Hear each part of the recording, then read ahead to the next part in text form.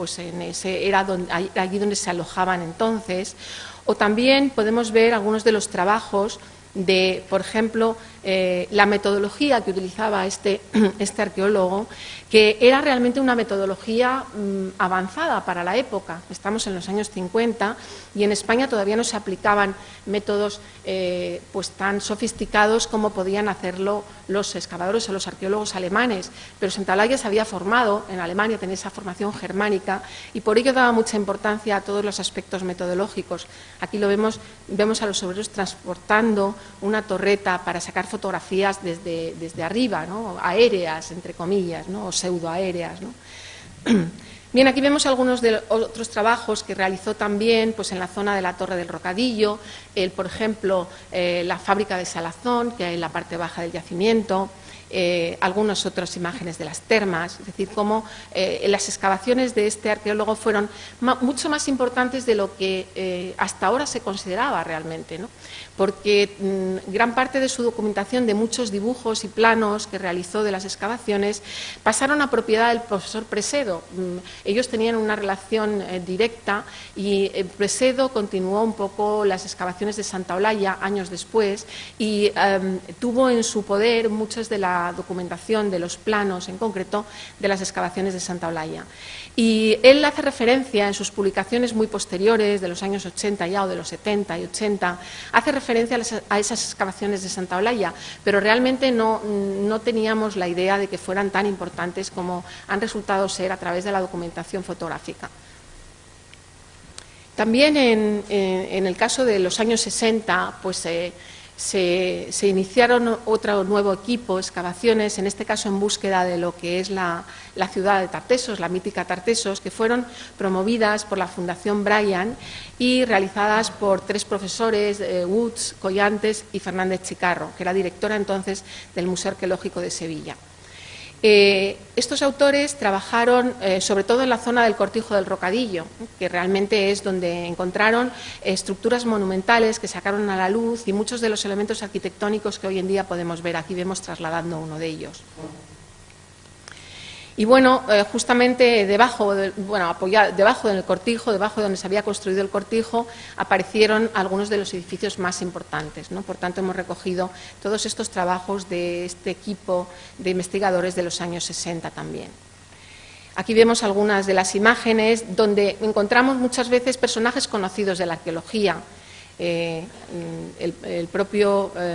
señor Wood, que aparece en la parte de abajo, o arriba algunos de los colaboradores, como Escollantes, por ejemplo, que aparecen ahí durante los trabajos. Hay muchas imágenes muy curiosas, ¿no?, donde podemos ver pues, elementos del día a día, podríamos decir, de estas excavaciones, ¿no? Y aquí tenemos la imagen ya de los trabajos que se llevaron a cabo un tiempo después por un tercer equipo de investigadores dirigidos por el profesor Presedo y que sacaron a la luz también muchos restos de la zona monumental y especialmente la necrópolis tardoantigua que está en el entorno del templo y de la que hoy podemos ver muchas de las tumbas interesantísimas, hoy en día también en estudio. Esta es una imagen de las excavaciones de la zona de la necrópolis, de las acometidas por el profesor Santaolalla, pero que enlazan directamente con lo realizado años después por Presedo. En este libro no hemos incluido mucha documentación del profesor Presedo, porque todavía no hemos tenido un acceso completo a sus documentos, La viuda del profesor Presedo ha fallecido hace muy poco tiempo y bueno, estamos en trámites con su familia para conseguir toda esa documentación también. El capítulo 3, siguiendo este discurso histórico que recuerda la memoria del pasado, lógicamente es Inscartallana, Torre Cartagena, que míticamente muchas veces, durante mucho tiempo, se confundió con lo que es la actual Torre del Rocadillo. Los trabajos de medieval en el equipo Cartella, como lo saben, los dirige directamente el profesor Martínez Lillo, y aquí solamente lo que hace en el libro es una muestra, y vamos a presentar solamente una muestra, de lo que serían algunas de las imágenes hoy día tan distintas, este campo, este prado de ganadería que baja hacia lo que sería la zona de las termas, y cómo se conservaba en los años 40 todavía el castillo o la fortaleza original de Torre Cartagena. Estas son fotografías de algunas conocidas, en un estado de ruina, abandonado, y que luego, como veremos más adelante, la cartografía también recoge confundiendo el término Torre del Rocadillo con Torre Cartagena. Es decir, como están viendo, en los diferentes capítulos hacemos un repaso a las excavaciones de los años 50, de los años 60 y de los años 70, basándonos en documentación inédita y desconocida. Incluso con las posibilidades informáticas, juntar fotos separadas y juntando, como saben ustedes, mediante sistemas conocidos, juntando los píxeles, crear imágenes que no existen. Fíjense ustedes, justamente en época del año 58, cuando se está haciendo Sáez, Bernardo Sáez, la casa porque había comprado parte de la finca, tenemos la torre del Rocadillo, la original torre del Rocadillo, no es cartallana, y la playa, toda una zona de dunas, que sepulta ya lo que sería luego una necrópolis que él mismo excavaría. El capítulo 4 es un capítulo de Varia, que recoge justamente diferentes elementos. Aquí les decíamos al principio, aparte del dato del hilo conductor histórico-arqueológico, lo púnico, lo romano, lo medieval, vamos a ver también un poco una serie de aspectos que complementan la complejidad de lo que es entender Cartella como urbe, como espacio periurbano y como su territorio, porque al fin y al cabo Cartella es la bahía de Algeciras, la antigua bahía de Gibraltar. Este capítulo, por tanto, recoge algunos aspectos pues, que están relacionados directamente con ese entorno, como es sobre todo un trabajo muy interesante también realizado por la todavía no doctora, pero que pronto lo será, Elena Jiménez Vialás, que está trabajando sobre todo esta cartografía antigua tan interesante del campo de Gibraltar, de la bahía de Algeciras y del Estrecho, ¿no? Ha recogido muchos mapas del 17, 18 y 19, incluida la colección cartográfica también del propio Ayuntamiento de San Roque, en la cual se extraen pues, datos interesantísimos, ¿no? Como referencias a antiguos edificios, alteraciones de la costa, libros antiguos también que recogen pues, documentos verbales, incluso escritos de antiguos historiadores que, como antes decía, pues, dan siempre referencias continuas a lo que son los monumentos y los edificios conservados de Cartella. Y así tenemos una importantísima colección también de objetos, de presentaciones de muy buena calidad y de una belleza extraordinaria que configuran todo ese capítulo, como decía el profesor Blánquez, de Varia. Y junto con ello también, pues algunas imágenes de planos antiguos, como en este caso, ¿no? De los primeros planos realizados de la zona del yacimiento, juntamente con todo lo que es hoy en día el espacio que ocupa pues, la refinería Gibraltar, ¿no? Cuando todavía no se había producido la instalación en los años 60 de estas industrias. También aquí se recoge, en otro capítulo realizado por Susana González Reyero, el estudio de la fotografía antigua. Y en esto, pues Santaolalla, como decía, fue pionero, ¿no? Pionero en cuidar todos esos aspectos técnicos, todos esos aspectos metodológicos de documentación. Y bueno, pues Susana González Reyero también ha trabajado en este tema de la fotografía y analiza un poco cómo se ha llegado a la utilización de la fotografía arqueológica y cómo ha llegado a ser un instrumento hoy en día de importancia primordial, ¿no? Incluyendo o, digamos, complementando también el dibujo arqueológico.